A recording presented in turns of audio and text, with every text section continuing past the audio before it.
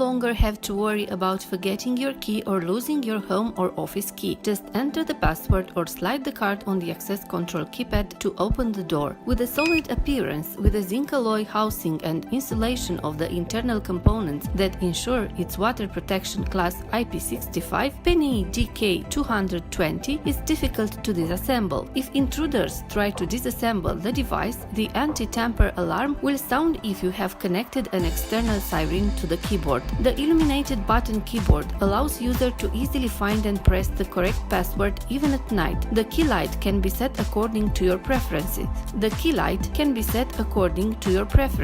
Always on, always off, or on when the device detects human presence. All operations are done directly on the keyboard. It is not necessary to connect the device to a computer. Easily add and delete users. Set a MasterCard to add and a MasterCard to delete users quickly. Delete a lost card by typing its numeric code. Set the door delay time to the open position. Set PIN codes and duress alarm codes and door opening modes. All these operations easily performed directly from the keyboard. The PNI DK220 access control keypad can control access through two doors. Set different passwords and EM cards for each other. Set different passwords and EM cards for each door. Choose one of 7 keyboard operating modes: weekend card reader, standalone for one door, standalone for 2 doors, external card reader for 2 doors, 2 interconnected devices for 2 doors, anti-passback for single door, and anti-passback for 2 doors. The anti-passback function does not allow the user a second access without first registering an exit.